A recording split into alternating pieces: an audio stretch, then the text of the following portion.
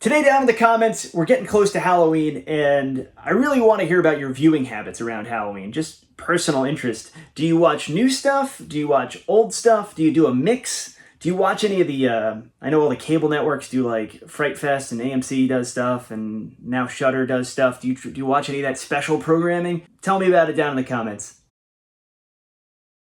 Hello, I'm Adam Caesar. This is Project Black T-Shirt, the channel where we take a horror movie or horror movies, as the case may be today, and then pair them with a horror book, usually horror fiction, but today it's not going to be fiction, that you may like to read if you like those movies. I am the author of Clown in a Cornfield, the YA slasher that you can go get at all bookstores, all finer bookstores now, or I have links down below to where you can get that, and several other horror novels, horror novellas, short stories, even some comic books that, again, I have links down in the description if you want to go check those out, especially around Halloween. Get an audiobook, get a paperback. You'll thank me later. And today we're talking about a couple of movies. I may even throw in a third bonus movie, but we're talking about a couple of movies that are from a line that I have not talked about before. They just recently came out on Blu-ray, or semi-recently came out on Blu-ray. Great movies, and the only thing that really ties them together is that they came out through this Unearthed Classics line. These are the movies we're going to be talking about. We're going to be talking about Evil Dead Trap and NIGHTWISH. But there are several other movies that came out in this line. MVD recently had a sale, so I bought the first 4 of them, and then I got Evil Dead Trap since that's the newest one. They are The Untold Story, which is a Cat 3 Hong Kong film, The Dark Side of the Moon, and The Unnameable. The Unnameable is from the producers of NIGHTWISH. I was going to actually talk about something different today. I was gonna pair Evil Dead Trap with something else to keep a kind of theme of Japanese movies. But I watched NIGHTWISH and it blew me away so much. I was like, no, let's talk about both of these and pair them together. And then for the book recommendation, we're gonna keep it extra spooky, extra Halloween, extra ripped from the headlines, because it's a book that's actually a lot of people have been talking about, and I think it's really good. So you'll get my thoughts on that after we talk about. Let's talk about Evil Dead Trap first.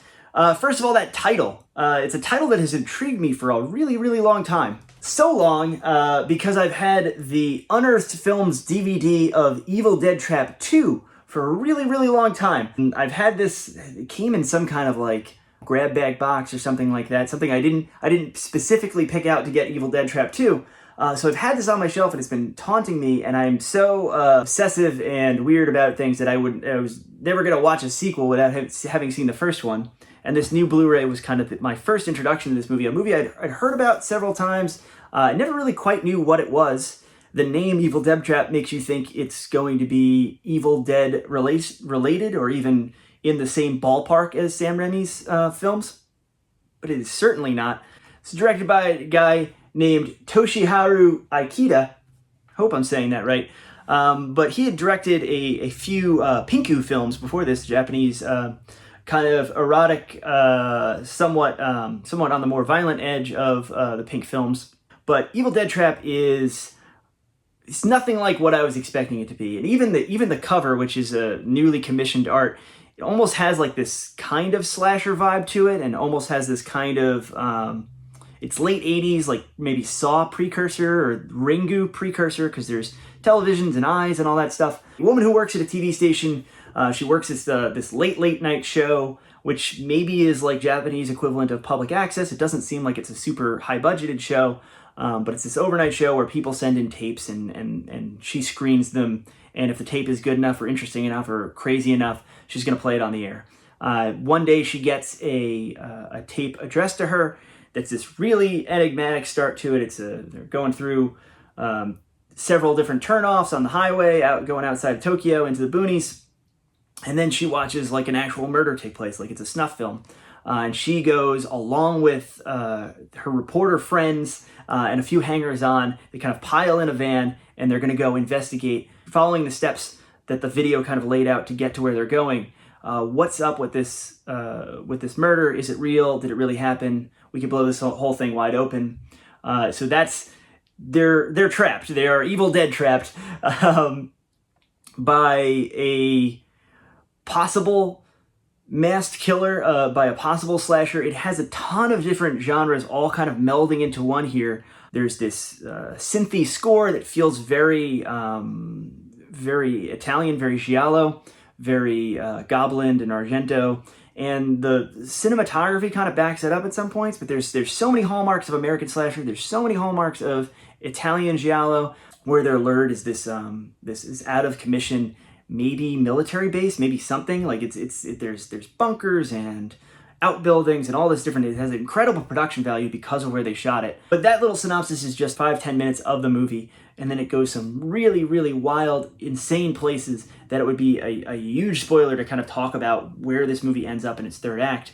But it is, if you like any of those things I've mentioned, if you like giallo, if you like slashers, if you're a fan of kind of Japanese extremity with Takashi Miike, or any of the movies that had come later, like Tokyo Gore Police or Meatball Machine, or even earlier movies like the erotic grotesque movies of Taro Ishii, this is an instant buy. I don't usually get that pushy on these videos when I like movies, because I know that sometimes my taste, and I get yelled at this down in the comments, sometimes my taste is not everyone's taste. But this is the kind of movie, this feels like kind of a breakthrough movie where I can't think of a person who subscribes to this channel who sometimes agrees with me on movies who wouldn't love this movie. It's really, really hard for me to picture the person that's going to sit and watch this movie and be like, that sucked. I guess when I was like a kid, or when I was in high school, when I was originally seeing, like, I feel like even like gray market versions of this, when I would go to like places in like Chinatown, or the kiosk in the mall that sold gray market Hong Kong and Japanese and horror movies and kind of sleazy movies. I kind of was always scared away by whatever the original cover art for this was. I was like, oh, that must be like a kind of snuff movie type thing. That must be like too extreme more extreme than I want to go. And I'm kind of glad I waited until this nice Blu-ray edition that has like 3 different commentaries and has academics talking about the movie and stuff like that. It's a really nice package that Unearthed put together for this movie. But I'm glad I waited until now to finally see it, to truly appreciate it. Hell of a movie. Excited to finally, I hope this disc still works, because I've had it for like 15 years. The movie I was going to pair that with, to talk about, because we do talk about Arrow so much, I was going to pair that with Blind Beast, which is an Edogawa Rampo adaptation of the Blind Beast story, which you may be familiar with if you know Japanese horror short fiction novellas at all. This is directed by Yasuzu Masumura. It is late 60s. As I prepped this video, I wasn't going to focus on this too much, because I was like, you know what, let's not just talk about Blind Beast, which I really like, which I really think is great, which is an acquired taste. If you've watched my The Horrors of Malformed Men video, which is a Taro Ishii film, if you like those kinds of movies, Blind Beast, 100% recommendation, 100% pick it up.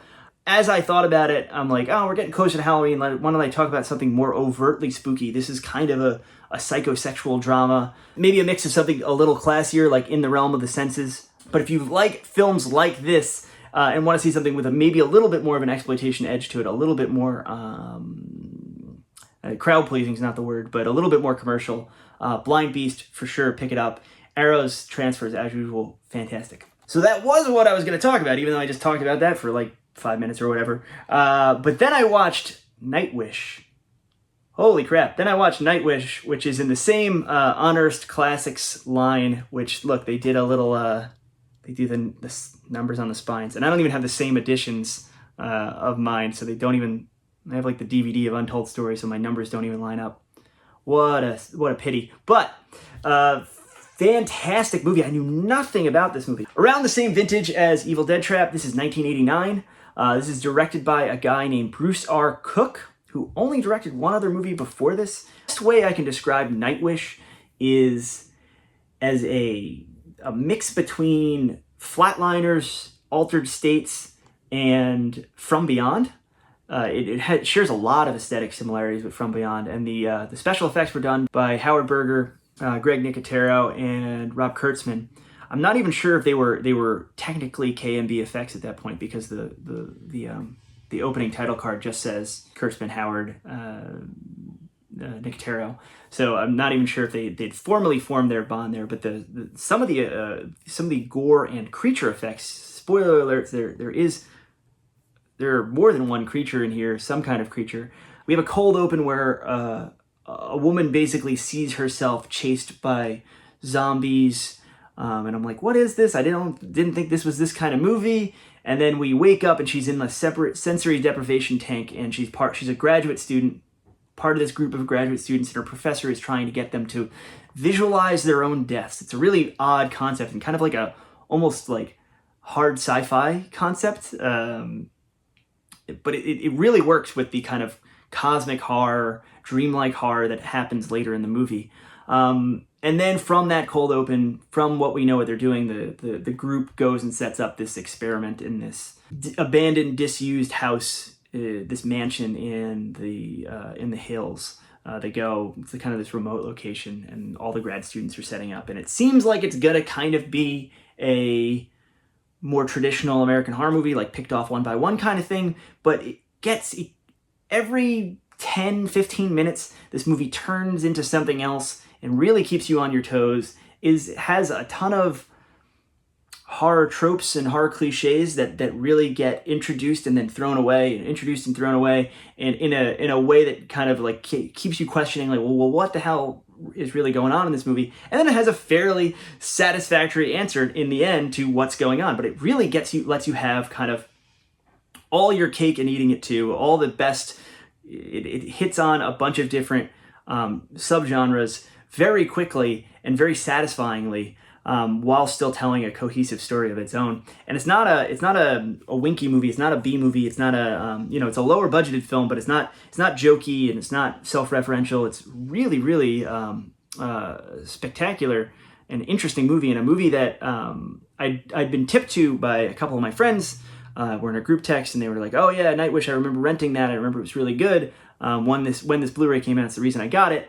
They had kind of talked me into it, but they really didn't prep me for how good and how awesome and how interesting and how kind of ahead of its time I found Nightwish. Yeah, just as almost like it sounds like sacrilege to say, but and I'm sure some of you will not like this film, but I like it just as much as Stuart Gordon's From Beyond. I find it just as interesting and just as visually interesting, and with a lot of similar gooey monster stuff. It's really, really cool. Well worth checking out. And transfers on both of these.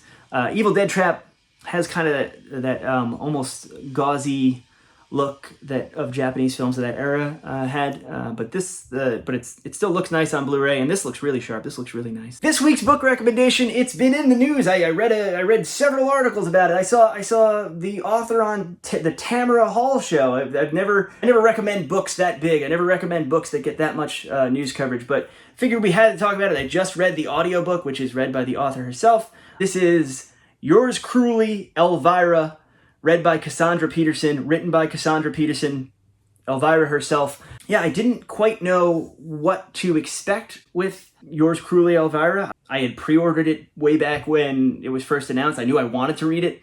I'm not super big into autobiographies, or I guess at this point what you'd call this is maybe even like a tell-all book, because it is a big Hachette Books. Like they're making a big push for this to be like a big book that not just you or I or people that like sit in front of a thing with little plastic Elviras in front of them read, but like the casual reader will read as well. But it works on all levels. It's a lot heavier than I thought it'd be. It tells Cassandra Peterson's life from birth until now. It's frequently funny. It's frequently very sad.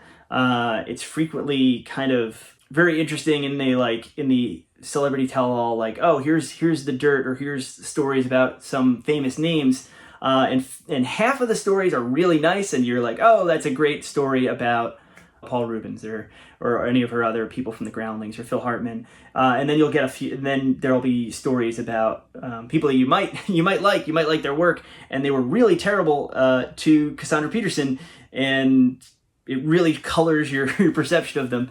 But it's a really interesting and well thought out book. I'd heard, I didn't know much about Elvira, but beyond being a fan of Elvira, Mistress of the Dark, and Movie Macabre, and just her general presence as a Coors cutout, I didn't know a whole lot about her until she had appeared on Mick Garris's podcast like 2 or 3 years ago. And his podcast is formatted so that it's no matter who he's talking to, it's always an hour. and the guest is in and out of that hour. And she started telling these fascinating stories about how she was a showgirl in Las Vegas, like from a very young age, from like the time she was 17 to meeting with Elvis, and all these different fascinating anecdotes. But they went chronologically, and you only got an hour's worth of story. And so since listening to that podcast, I'm like, wow, Cassandra Peterson's fascinating. I really hope she writes a book. And here you go. She wrote this great book. I would highly suggest the audiobook. She'll like switch between her normal voice and her Elvira voice. As I said, there's some really sad moments in it, some really shocking moments, some real like her reflecting on the Me Too movement with her own stories, which are really horrific. Her reflecting on her sexuality, which is what she's kind of made headlines for, and it's really fascinating. She really is she's an incredible figure that's been wove through this entire tapestry of show business for 50 years more, not just as Elvira but as herself. She worked with Fellini. She worked with Fulci. That's just like a brief chapter in it where she talks about going to Italy.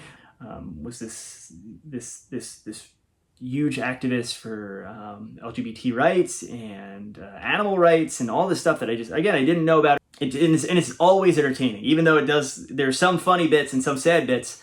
But if you're picking this up thinking like, oh, I'm getting like Elvira's shtick in book form, it's not that, but it's something better and more meaningful.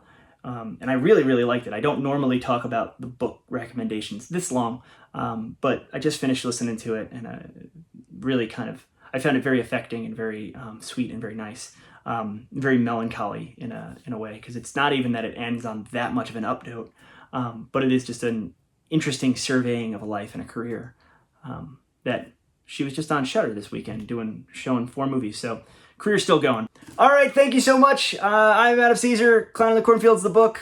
Video Night, Exponential, Summer Job, First When You Expect, Tribesman. Those are books too. Please go buy them. Thank you so much. Hit that like and subscribe button, and I will see you next week.